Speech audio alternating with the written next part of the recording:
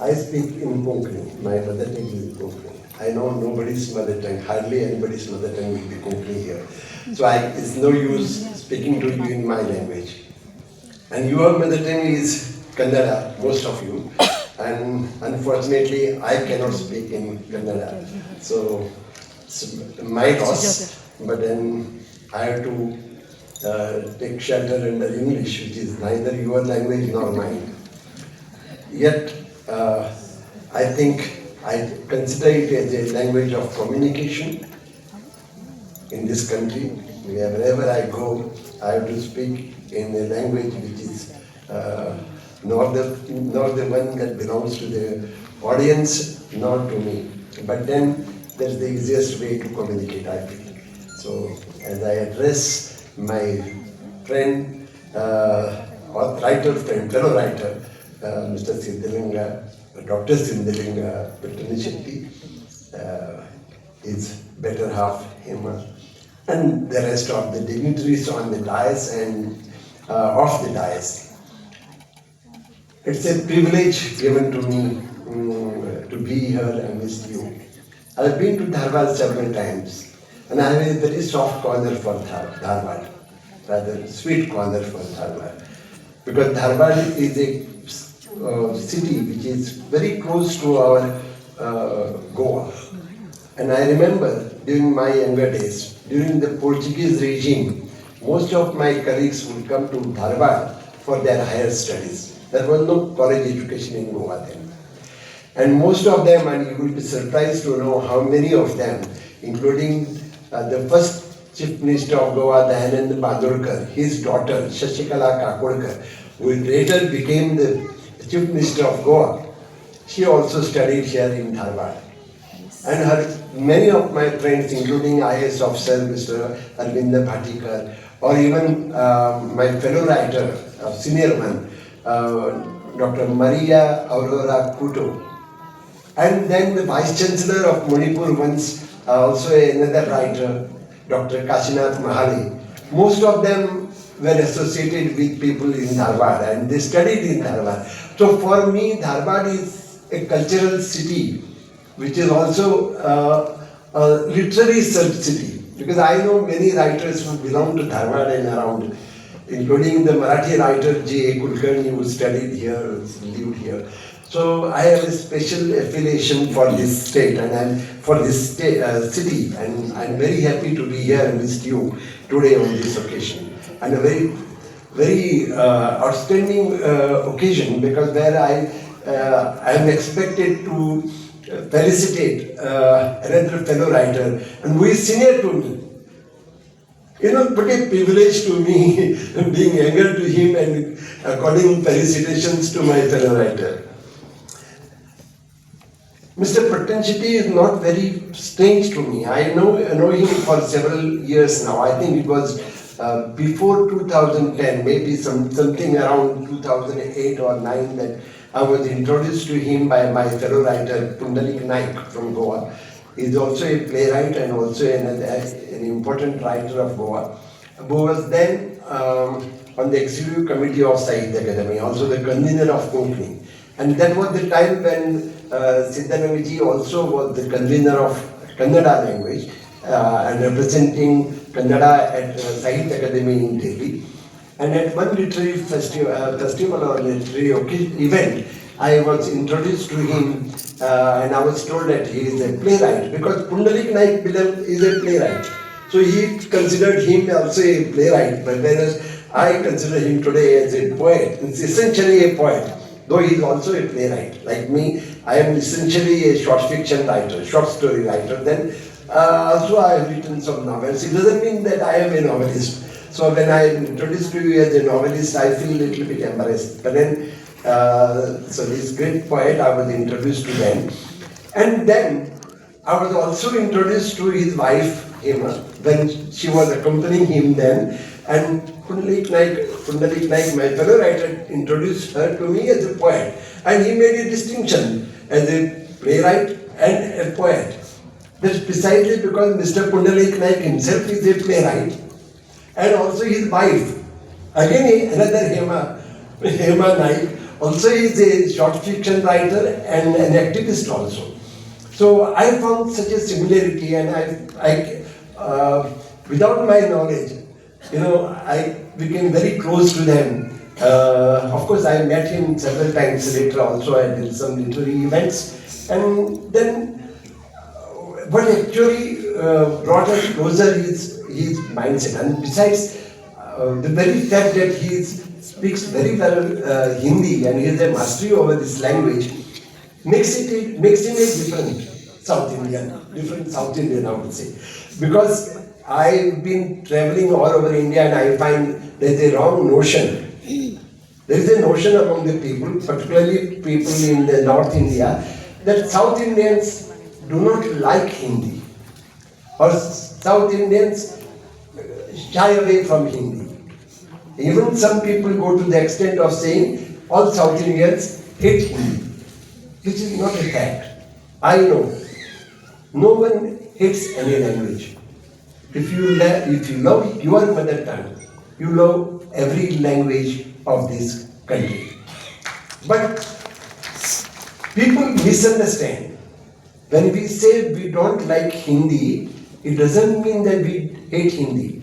We don't like the imposition of Hindi. We don't mind Hindi, we love Hindi.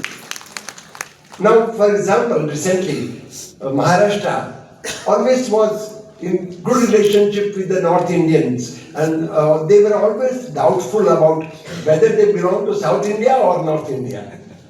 Like Goa, I am very proud to say I belong to South India, though I am still not sure whether I belong to North India or South India. But when the central government tried to impose Hindi on Maharashtrians, there was resistance. Why? Not because Marathi people hate Hindi, because they did not like the imposition of Hindi. So this is this state of affairs in our country.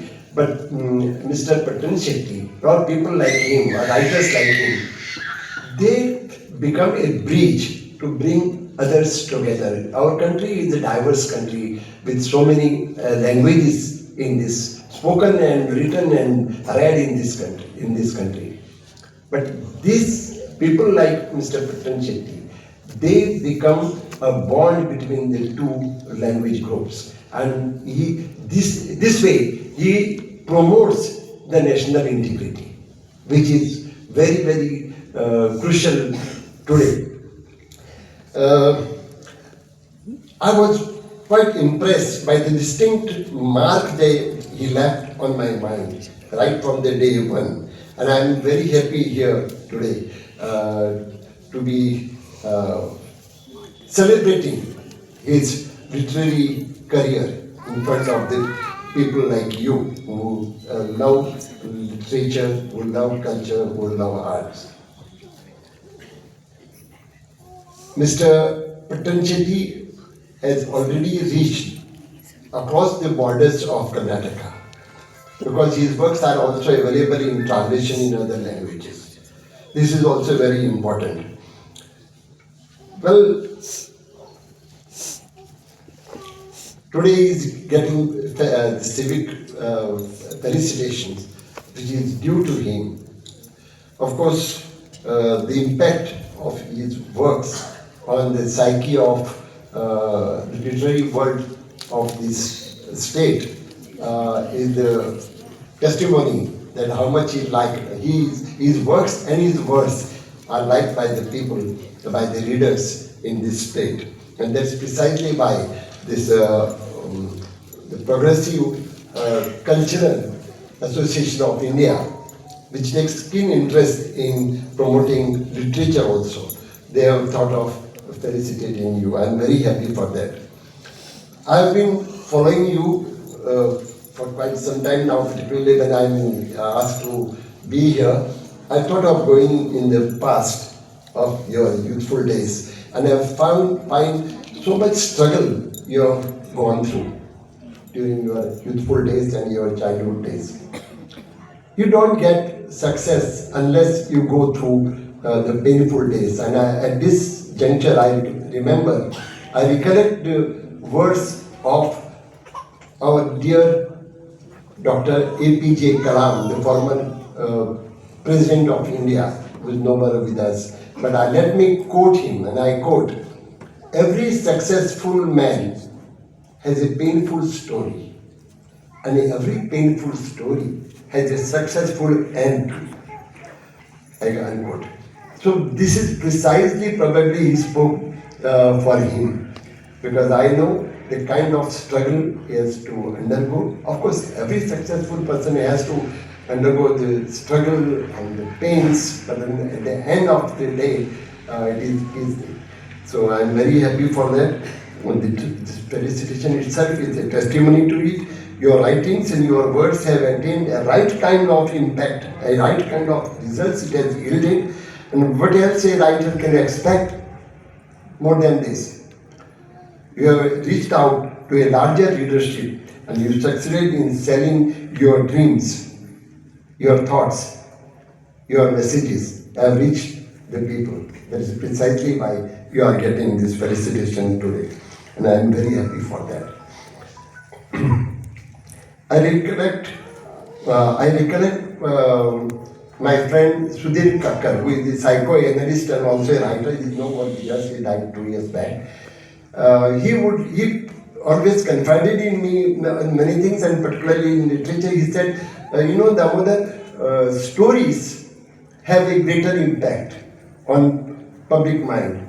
Then one story can make a greater impact than 100 articles or 100 speeches.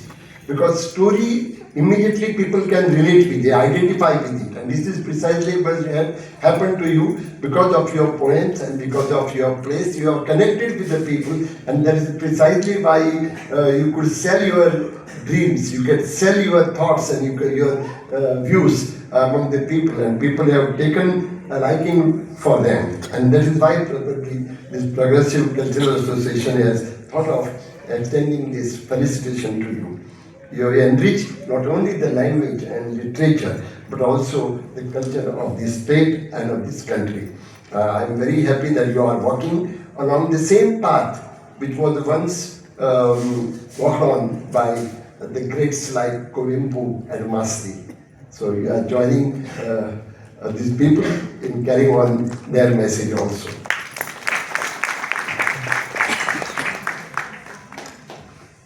What is the purpose of your writing? I think you must have thought of it. Sometimes we don't thought about it, think about it, but then it happens naturally. Whether storytelling or playwriting, the common purpose is voicing your dissent. People, if everybody was happy in this country, there would be no need for any literature, isn't it? Because of your concern for your fellow beings, because of your compassion, your love for the people, but more important is your compassion for your people, subject of this state, that you felt like writing. Because the very purpose of writing is to express your dissent. You are not happy with everything going on, but you have to express your dissent. Many people do not do it, and particularly today I find people shying away or hiding away from expressing themselves, not being truthful to themselves and to their leadership. Whether Mohan Rakesh or Dr. U. Ananthamurthy, whether Shantinath Desai or Mohan Rakesh, or rather Bhishma Sahani, you can take any writer. These are the writers of the people. They have reached out to the people because of their concern for them, and because they had something to tell, to share with the people, to be content with. Sometimes you are content with everything, but sometimes you feel like condemning anything. Sometimes you try to defend something. Sometimes you have to assert, and sometimes you have to negate. And for that, you require, a right kind of backbone, which we have, which the writers have. And that is precisely why writers like you are needed in today's society. I often was admiring, during my younger days, I had this question: why Kerala and why West Bengal are ahead in literature? You probably have noticed it. Not that other states are lagging behind, but as far as literature is concerned, I always felt that West Bengal and Kerala, states like Kerala, they are much ahead of others. The reason then I realized, not because they are communist ruled countries, because the people in those states express their concerns for the marginalized. They were always they were always sided with the laborers, with the people on the margins. This is precisely why this literature of Kerala, literature of West Bengal, and the rest of the country has reached out to the people of the margins. Why Premchand became popular? Not because he wrote about the wealthy people or kings and sardars, because he wrote about the common people. This is what is important today, and this is precisely what you are doing, and that's what I admire, because your writings are about the people on the margins, and you have some compassion for the people who are suffering. I know most people do not get the kind of recognition to their work. Today you are being felicitated. I would not say you are lucky. This felicitation has come to you very late. I know. You are much elder than me. Yet today you are getting felicitated. Better late than never. But at the same time, there are many people not known to the society, how much they have given to the society, but they are deprived of that. And we are not specific. I can give you some specific examples. Emily Dickinson is a great poet, American poet. Today we know her as a great poet. But during her lifetime, she was not known to anybody. She was a reclusive. Of course, I don't consider it as her fault. Every writer has a own way and also process. But then Emily Dickinson was a reclusive kind of writer. She wrote in a diary, kept them for herself. It was after her death that her sister found her poems written, and then they were published. And then America realized how great she was. So then she became an iconic writer. But it did not happen when she was alive. And probably if it was to happen when she was alive, probably she would have been shocked about it. Because she never expected it. Because she was a reclusive kind of writer. But she is not the only one. There are many others. Our own, I am a short fiction writer, and I am very proud of Edgar Allan Poe, the American writer, because he is the one who defined this genre, short story.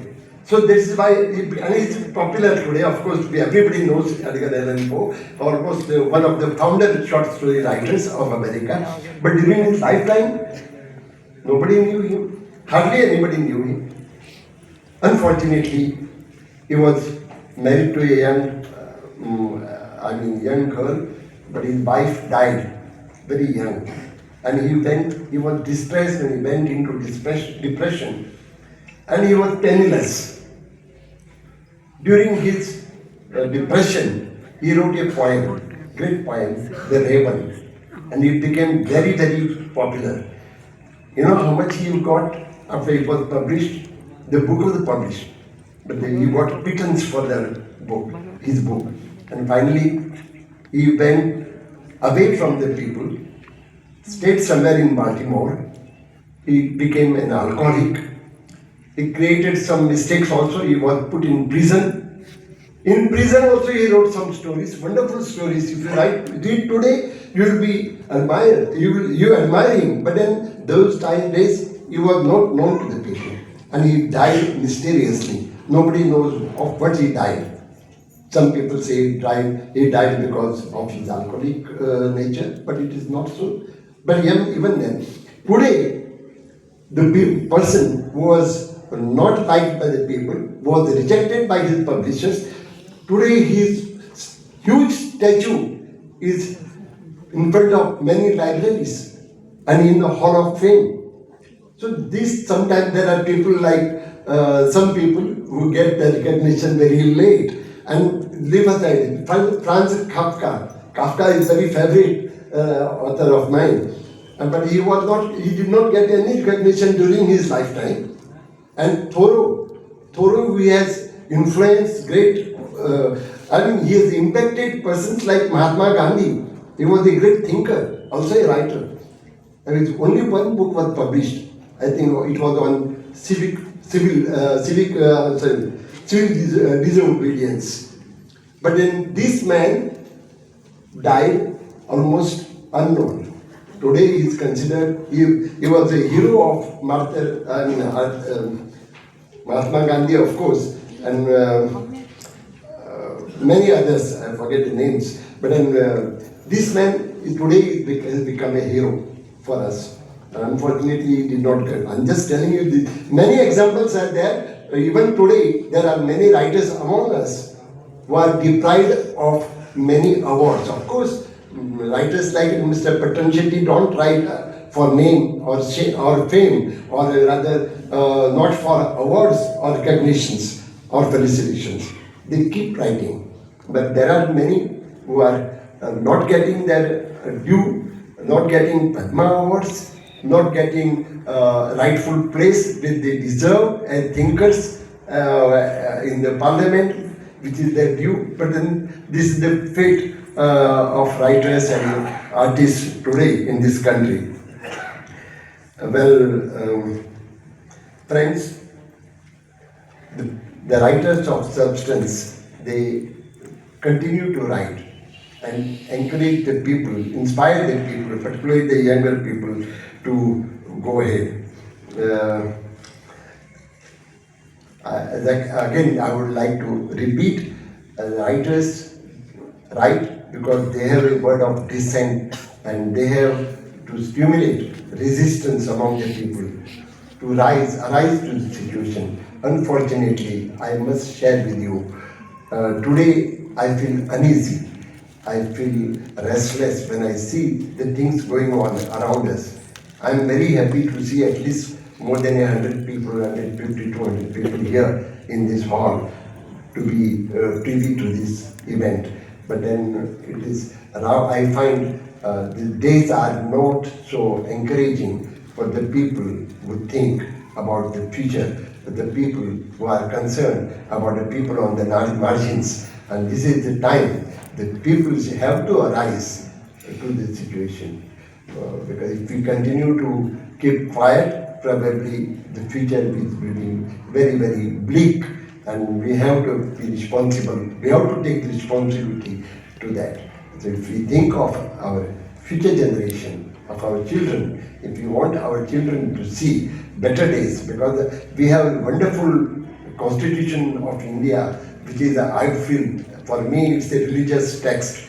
And the four fundamental rights that our constitution has given to us are the justice, the fraternity, the equality, the liberty. All these rights, if we put them in practice, there will be no war, there will be no fighting. But unfortunately, it is not happening. But as long as it is not happening, if we want it to happen, if we want peace in our society, we have to be seriously writing and keeping literature closer to our heart. Not only the writers, also the readers. And I'm very happy here because the Progressive Cultural Association of India has thought of felicitating. Of course, they have been doing these great activities like literary events, but felicitation to the elderly people is also a very good step, and I'm very happy that they know that men do not live by bread alone. It is the art and literature and culture that keeps our soul alive. And I'm very happy that writers like Mr. Patan Shetty are trying very hard.